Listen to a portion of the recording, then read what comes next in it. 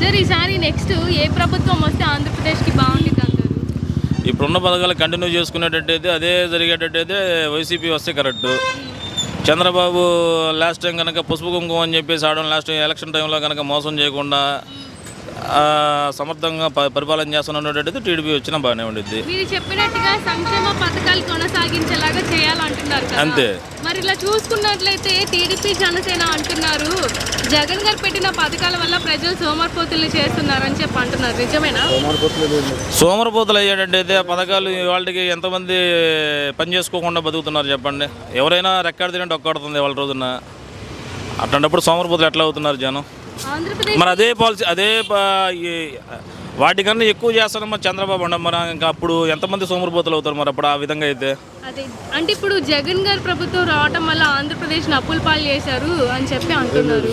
గత ప్రభుత్వంలో చూసుకుంటే టీడీపీ హయాంలో ఎంత అప్పు జరిగింది, ఇప్పుడు వైసీపీ వచ్చినాక ఎంత అప్పు జరిగింది అనేది కేంద్రమే తేల్చి చెప్పింది. దాని గురించి మనం పెద్దగా చెప్పుకునే విషయం కూడా కాదు అది.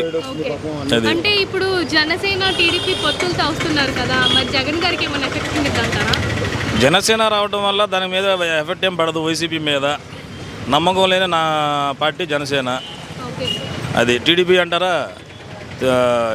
ఎన్టీ రామారావు సంబంధించి ఆ ముఖం చూసి ఎన్టీ రామారావు గారి ఫేస్ వాల్యూ మీద ఇవాళకైనా కానీ సానుభూతి పరంగా ఓట్లు పడుతున్నాయి, కానీ చంద్రబాబు మీద సానుభూతి పరంగా ఓట్లు పడినాయి లేదు. 4 దశాబ్దాల రాజకీయ అనుభవం ఉంది నాకు, ఈసారి నేనే వస్తాను అధికారంలోకి అని చెప్పి ఆయన అంటున్నారు. అనుభవం ఏముంది జగన్కి? అనుభవం ఉంది. ఒక్క అవకాశం ఇవ్వమన్నారు, ఇచ్చారు. ఏం చేశాడు? అనుభవం ఏముంది? అనుభవం పాఠాలు నేర్పిందే కానీ జనానికి చేసింది ఏం లేదు. ఎవరు వచ్చినా కానీ ఏ రాజకీయ నాయకుడు వచ్చినా జనాన అయ్యే బొచ్చు ఛార్జీలు పెరుగుతున్నాయి, అయ్యే కరెంట్ ఛార్జీలు పెరుగుతున్నాయి. ఎవరేం తగ్గించింది ఏం లేదు. రేపు చంద్రబాబు నాయుడు ఒకవేళ అధికారంలోకి వస్తే మహిళలకి ఉచితంగా బస్సుల్లోకి వెళ్ళే అవకాశం ఇస్తాము, 3 సిలిండర్లు ఇస్తాము అని చెప్పి ఆయన కొన్ని పథకాలు పెట్టారు కదా, ఇస్తామంటున్నారు. ఈసారి అధికారంలోకి వస్తే ఏమంటారు దానికి మీరు? ఆల్రెడీ జగన్ 3 సిలిండర్ల విషయం కాకుండానే ఆల్రెడీ రేపు సంక్రాంతికి మహాలక్ష్మి పథకం ఇక్కడ కూడా ఫామ్ అయ్యేటట్టుగా ప్లాన్ చేస్తున్నాడని చెప్పి మామూలుగా సోషల్ మీడియాలో వచ్చిందే చూస్తున్నాము. ఇంకా అట్లాంటప్పుడు ఆయన చేసేది ముందలగానే చేసేస్తున్నాడు అడగకుండానే.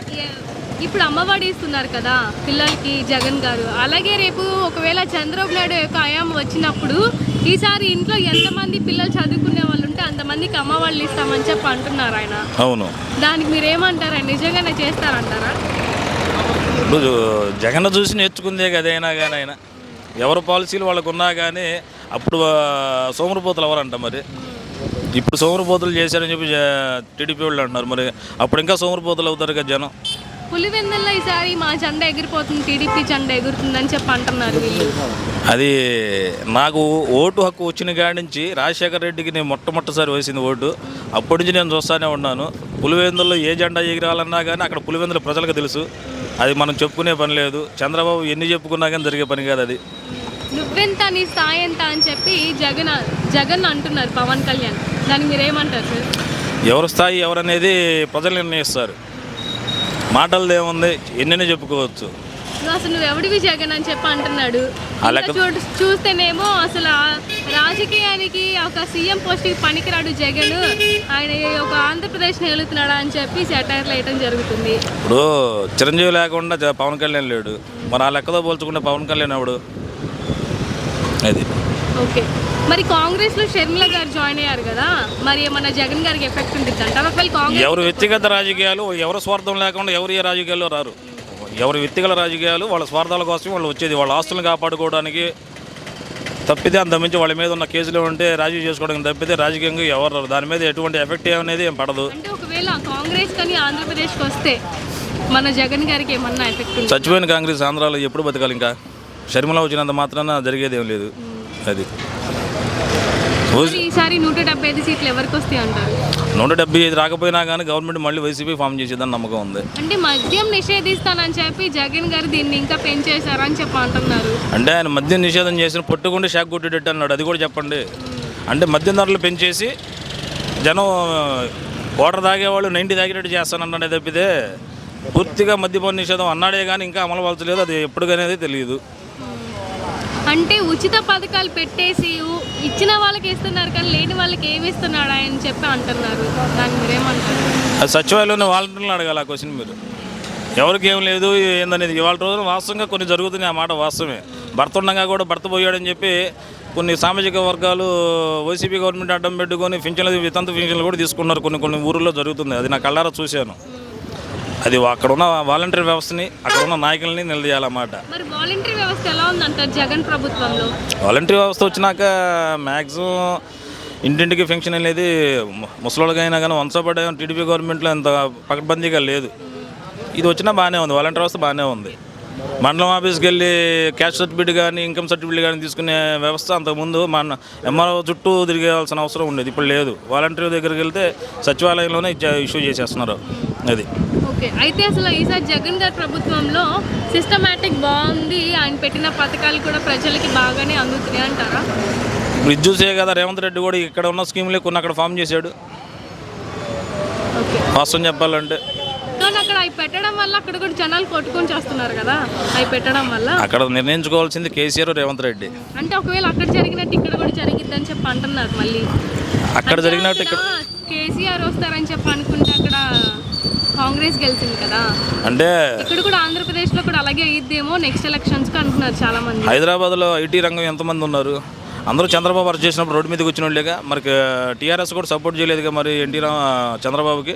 మరి అటువంటిప్పుడు మళ్ళీ టీఆర్ఎస్కి ఎందుకు అక్కడ ఓటింగ్ వేశారు? నీకు సెంటర్లో చూసుకునేటట్టయితే రేపు పొద్దున బీజేపీ గవర్నమెంట్ ఫామ్ చేసేది.